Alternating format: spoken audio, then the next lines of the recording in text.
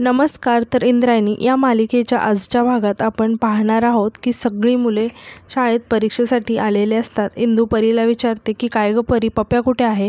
परी सोनूला विचारते की पप्या कुठे आहे? तेव्हा इम्रान सांगतो की तो अजून देवाच्या पायाच पडतोय.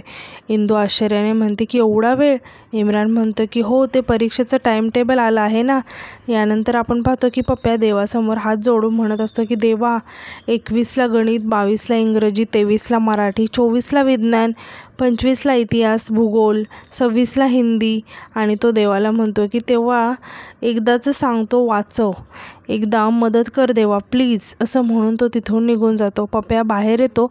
इंदू त्याला बघून विचारते की काय रे पप्या, एवढा लेट? पप्या हळूच सांगतो की काय नाही, ते परीक्षेचं टाइम टेबल आलं आहे ना, म्हणून देवाला जरा विनंती करायला गेलो होतो. त्याला म्हटलं की आता टाइम टेबल आलं आहे बाबा, लक्ष ठेव. परी म्हणते अगं इंदू, पहिला पेपर गणिताचाच ठेवला. हे ऐकून इंदू खूप घाबरते आणि टेन्शनमध्ये येते आणि उठून उभा राहत परत म्हणते की आपण असं रडायचं नाही, लढायचं. आपण अभ्यास करून पास व्हायचं. आपलं काहीच चुकलं नाही. आपण आता अभ्यास करू आणि आताच पास हो. आपण जिंकणारच, लक्षात ठेवा. आणि ती म्हणते काय गं सोने? सोनू आणि परी एकमेकांकडे बघायला लागतात. आता पप्या इंदूला म्हणतो की तो आम्हाला सांगतेस की स्वतःला? इंदू ओरडून म्हणते की गप्प रे पप्या. तेव्हा इम्रान म्हणतो की मी नाही गप्प बसणार, मी चाललो निवृत्ती दादाकडे, जे काही गणित येत नाही ते विचारतो. असं म्हणून तो निघून जायला लागतो. पप्या त्याच्या हाताला पकडून त्याला थांबवत म्हणतो की थांब, मला पण घेऊन जा. इम्रान म्हणतो की नाही नको, तुला बघून चिडतो, सोड, तू मला जाऊ दे. असं म्हणून तो पप्याचा हात झटकून देतो आणि तिथून निघून जातो. पप्या त्याला आवाज देत म्हणतो की इम्रान, आणि परत स्वतःशीच म्हणतो की हा पण गेला, मला तर आज आईबाबांनी खाऊ पण दिलं नाही. परी म्हणते की सोनू, आपण मदत करायला जायचं का? सोनू म्हणते आजपासून आपण रोज आईला मदत करूया. असं म्हणून त्या दोघीही तिथून निघून जातात. आता इंदू पप्याला विचारते की काय रे, काय झालं? पप्या म्हणतो की मी पण जातो आता. इंदू रागाने म्हणते की कुठे? गावातल्या सगळ्या देवांच्या पाया पडायला होय? पप्या आश्चर्याने विचारतो की तुला कसं काय कळलं? आणि म्हणतो की बरं झालं आठवलं, जातोच आता. असं म्हणून तोही तिथून निघून जातो. इंदू स्वतःशीच म्हणते आता मी गणितासाठी कोणत्या देवाच्या पाया पडू? आणि ती गोपाळला आवाज द्यायला लागते. तर दुसरीकडे आपण पाहतो की गोपाळ अभ्यास करत असतो. तेव्हा तिथे इंदू येते. गोपाळ तिला एकदम रुबाबात विचारतो की काय काम काय आहे? इंदू म्हणते की वेंकू महाराज जसं माझे कीर्तनाचे गुरु आहेत ना, तसे तुम्ही माझ्या अभ्यासाचे गुरु आहात. गोपाळ हसत म्हणतो की अच्छा असं आहे तर, आणि म्हणतो की इकडे ये जरा. आणि स्वतःच्या हाताचा कोपरा दाखवत म्हणतो की इकडे काय लागला आहे का, जरा बघ. इंदू म्हणते की नाही, काय नाही. गोपाळ म्हणतो गुळ नाही लागला कोपऱ्याला. यावर हे ऐकून इंदू खूप हसायला लागते आणि म्हणते की महाराज तुम्ही खूप कॉमेडी आहात बघा. पण तुम्हाला एक सांगू का, तो पप्या आहे ना पप्या, तो परीक्षा आली म्हणून ना गावातल्या सगळ्या देवांच्या पाया पडायला गेला आहे आणि मी तुमच्याकडे आली. गोपाळ म्हणतो आता मला देव मानलंच आहेस तर तुला हे पण माहिती असेल, हा देव 12 महिने अभ्यास केला तरच पावतो, नाहीतर नाही. इंदू म्हणते की हो माहिती आहे ना.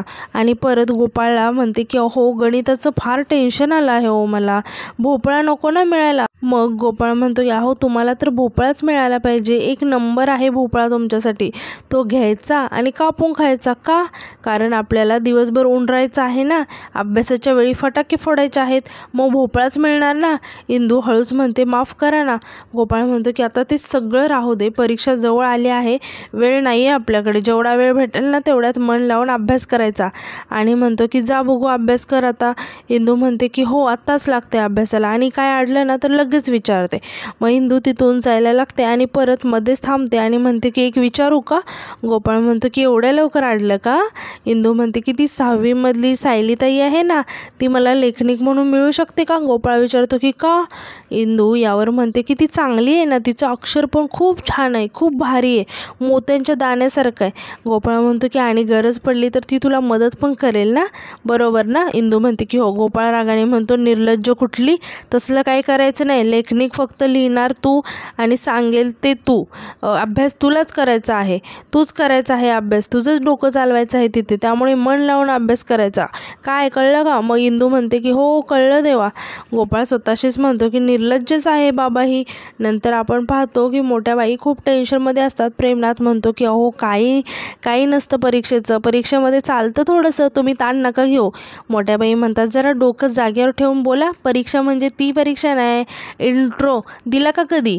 प्रेमनाथ म्हणतो की कोणी? आम्ही. अहो मग काय उगीच टोप्या घालतो का लोकांना, असं येड्यात काढतो, बोलता बोलता गुंडाळून फेकून देतो, आता तुम्हाला नाही का, असं म्हणून तो जरा थांबतो. मोठ्या बाई आश्चर्याने विचारतात की काय? प्रेमनाथ म्हणतो की आता याच्यामध्ये ना आमची मास्टर आहे असं समजा तुम्ही. मोठ्या बाई म्हणतात की हे असलं फालतू काहीतरी बोलण्यापेक्षा ना महत्त्वाचं बोला जरा. प्रेमनाथ म्हणतो आम्ही माहिती काढलेली आहे, तुमची परीक्षा घ्यायला काहीतरी माजी समाज कल्याण मंत्री मुक्ता इनामदार अशा नावाचं कोणीतरी येणार आहे. मोठ्या बाई घाबरून म्हणतात की मुक्ता इनामदार? प्रेमनाथ विचारतो की तुम्ही ओळखता का त्यांना? मोठ्या बाई म्हणतात की नाही, पण त्या माजी मंत्री आहेत ना, ते काहीतरी उलट सुलट प्रश्न विचारून माझं कल्याण करतील म्हणून जरा घाबरले. आणि घाबरून म्हणतात की आता कसं करू? नाही म्हणजे तयारी कशी करायची? प्रेमनाथ म्हणतो की इंटरव्ह्यूची तयारी करून तुम्ही पास होणार आहात का? आणि हसत विचारतो नाही ना सासूबाई, तुम्हाला सांगतो काय करायचं, आपण त्या बाईंना भेटायचं, त्यांच्याशी असं गोड गोड बोलून त्यांना हळूच बाटलीत उतरवायचं, मग झालं काम. मोठ्या बाई घाबरून उठून उभं राहतात आणि म्हणतात की काय? प्रेमनाथ विचारतो सासूबाई काय झालं? मोठ्या बाई म्हणतात की म्हणजे ती बाई पण बाटली.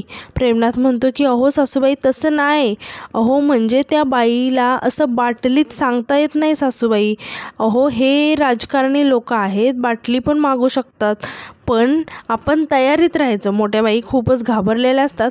प्रेमनाथ म्हणतो की सासूबाई केवढी कामं आहेत, आम्हाला वेळ नाही आहे आमच्याकडे, आम्ही येतो, असं म्हणून तो तिथून निघून जातो. आता मोठ्या बाई स्वतःशीच म्हणतात की म्हणजे राजकारणात गेल्यावर प्रत्येक बाईला बाटली घ्यावीच लागते की काय? आमच्या ह्यांना मी उगाच बोलते.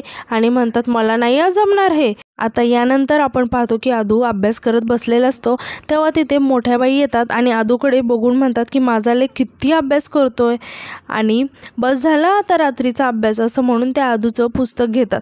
आदू म्हणतो की आई विषय खूप हार्ड आहे ग. मोठ्या बाई विचारतात कोणता पेपर आहे? आदू सांगतो की अगं गणित आहे गणित. मोठ्या बाई म्हणतात की मग काय झालं, तुला सोपा जाणार आहे पेपर. आदू म्हणतो अगं पण मी गोपाळ दादा एवढा हुशार कुठे आहे? मोठ्या बाई म्हणतात की तुझी काय बरोबरी त्या गोपाळ, तुझी आई आहे का त्या गोपाळदादाकडे युक्ती करणारी? आदू आश्चर्याने विचारतो की युक्ती? मोठ्या बाई म्हणतात की हो युक्ती, आणि त्या आदूला डोळे बंद करायला सांगतात. आदू आता डोळे बंद करतो. मोठ्या बाई म्हणतात की आता हात पुढे कर. मग आदू हात पुढे करतो. मोठ्या बाई आदूच्या हातात कसला तरी गंडा बांधतात आणि सांगतात की मी ना त्या नवशा मारुतीला गेले होते, मी ऐकलं आहे की तो मारुती परीक्षेला पावतो, तिथून फक्त तुझ्यासाठी गंडा आणला आहे. आदू म्हणतो म्हणजे अवघड गणित परीक्षेत येणारच आहेत? मग मोठ्या बाई म्हणतात अरे तुला जेवढं येतं ना तेवढंच परीक्षेत येणार. आदू खूप खुश होतो आणि म्हणतो की आई तू हे खूप छान काम केलंस बघ, थँक्यू बरं का. आणि तो बाहेर जायला लागतो आणि मध्येच थांबून म्हणतो की आई एक गंडा आहे का ग अजून? मोठ्या बाई म्हणतात की आता काय प्रत्येक पेपरला वेगवेगळा गंडा बांधून जायचं आहे का तुला? आदू म्हणतो की नाही ते आणि तो इंदू म्हणणार तितक्यात थांबतो आणि म्हणतो की पप्प्याला. आणि मोठ्या बाई म्हणतात की बाई त्याच्यासाठी तर मोठा गंडा लागेल, देते आम्ही. आदू म्हणतो की मागच्या वर्षी तर टेन्शनमध्ये फक्त चिवडाच खाल्ला होता त्याने सगळा. मोठ्या बाई आदूला गंडा देतात आणि म्हणतात की घे आणि दे तुझ्या त्या पप्प्याला आणि त्याला म्हणाव आता तरी पास हो, नापाशा कुठला. मग आदू खुश होऊन तिथून पळतच जातो. तितक्यात समोरून प्रेमनाथ येतो आणि आदूला एवढं खुश बघून मोठ्या बाईंना विचारतो की मेहुणे साहेब तर खूपच खुश दिसत आहेत. मोठ्या बाई म्हणतात त्यांच्या परीक्षेचा प्रश्न सुटला ना म्हणून खुश झालाय तो. प्रेमनाथ म्हणतो की त्यांच्या परीक्षेचं टेन्शन तुम्ही घालवलं, आता तुमच्या परीक्षेचं टेन्शन आम्ही घालवणार आहे. अहो त्या इनामदार बाई आहेत ना त्यांची सगळी माहिती घेऊन आलो आहोत आम्ही. मोठ्या बाई उत्सुकतेने विचारतात की काय? प्रेमनाथ म्हणतो की अहो त्या आल्या आहेत गावात आणि त्या सर्किट हाऊसमध्ये थांबल्या आहेत. मोठ्या बाई म्हणतात की पुढे काय? अहो त्या नुसतं कुठे थांबल्या आहेत ही माहिती उपयोगाची नाही, त्या आपल्याला कशा भेटणार हे महत्त्वाचं आहे ना. प्रेमनाथ म्हणतो सासूबाई खूप अंडर एस्टिमेट करता हो तुम्ही मला. अहो सगळा टाईम टेबल काढून आणला आहे त्यांचा, पक्ष कार्यालयात तुमची मीटिंगसुद्धा फिक्स केली आहे, जिथे जायचं, इंटरव्ह्यू द्यायचा आणि त्यांना हळूच बाटलीत उतरवायचं, म्हणजे आपली कामं झाली.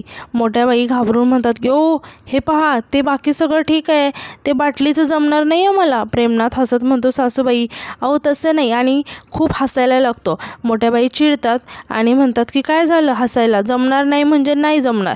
प्रेमनाथ हसत म्हणतो बरं ठीक आहे.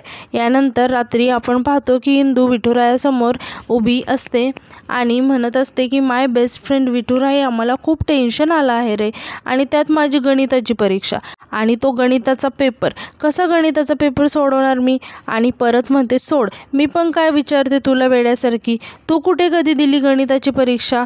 तू तर येता जाता सगळ्या जगाची परीक्षा घेत असतोस ना, तुला कसं माहिती असेल ना परीक्षा देणं? बरं आहे बाबा, तुला कशाची म्हणजे कशाचीच भीती नाही आहे. गणित, विज्ञान, इतिहास, इंग्लिशची पण नाही. बरं आहे बाबा तुझं. तू कसा काय रे या परीक्षेच्या फेरातून सुटलास?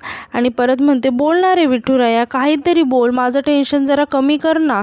आणि म्हणते, काय रे, मी एवढं बोलते तुझ्याशी, पण तू कमरेवर हात ठेवून उभा आहेस म्हणजे ऐकतो ते चांगलंच आहे, त्यामुळे माझं टेन्शन तरी कमी होतं. तितक्या तिथे गोपाळ येतो आणि इंदूला विचारतो, इंदे झोपली नाहीस का ग अजून? इंदू सांगते, अरे गोपाळ, गणिताच्या टेन्शनमुळे माझी झोपच उडून गेली रे. गोपाळ म्हणतो की मग असं इथे उभा राहून टेन्शन कमी होणार आहे का येडी कुठली? उगाच आपलं काही. इंदू रागाने म्हणते की गोपाळ, उगाच वाटेल ते बोलू नको आणि मला सांग, तू का नाही झोपला रे? गोपाळ म्हणतो, कारण मला रिव्हिजन करायचं आहे म्हणून. पहिला नंबर सोडायचा नाही आहे आपल्याला, आता तू झोप. म्हणजे विश्रांती पण गरजेची असते माणसाला. आता अभ्यास करत बसशील आणि परत पेपरला झोपशील, म्हणून सांगतोय घेशील रेस्ट तर पेपर जाईल बेस्ट. आणि तो तिला म्हणतो, जा आता झोप. मग इंदू विठुरायाला नमस्कार करून झोपायला जाते आणि गोपाळ तिथेच बाकावर अभ्यास करत बसतो. यानंतर दुसऱ्या दिवशी सकाळी आपण पाहतो की प्रेमनाथ आणि मोठ्याबाई बाहेर निघालेले असतात. मोठ्याबाई घाबरून प्रेमनाथला म्हणतात की जावई बापू, हे माणसं माझा पाठलाग करतायत बघा. प्रेमनाथ म्हणतो की अहो, पाठलाग करत नाही आहेत, कार्यकर्ते आहेत ते पैसे देऊन आणले आहेत. गर्दी असली ना की वजन वाढतं जरा. ते जात असतात तेव्हा मोठ्याबाईचं अचानक लक्ष जातं तिथे इंदूला रात्री भेटलेली ती बाई असते. लहान मुलांसोबत गोट्या खेळत असते आणि म्हणत असते की आत्ता ना मोठ्या बाईंना उडवायचं. मोठ्याबाई आश्चर्याने तिच्याकडे बघायला लागतात. मोठ्याबाई म्हणतात की ही बाई इथे कशी? आणि उलट मला चिडवते काय? बघतेच तुझ्याकडे. ती राहू दे मुक्ता इनामदार बाजूला, हिला सोडतच नाही आता, बोचकावरूनच काढते. असं म्हणून त्या मोठ्याबाई त्यांच्याकडे जायला लागतात. प्रेमनाथ म्हणतो की सासूबाई आधी शांत व्हा, इथे राडा नका करू, तिकीट जायचं तुमचं, शांत व्हा. मी ना यांना घोषणा द्यायला सांगतो. आणि ते घोषणा द्यायला लागतात की येणार कोण? आनंदीबाईशिवाय आहेच कोण? आनंदीबाईंचा विजय असो.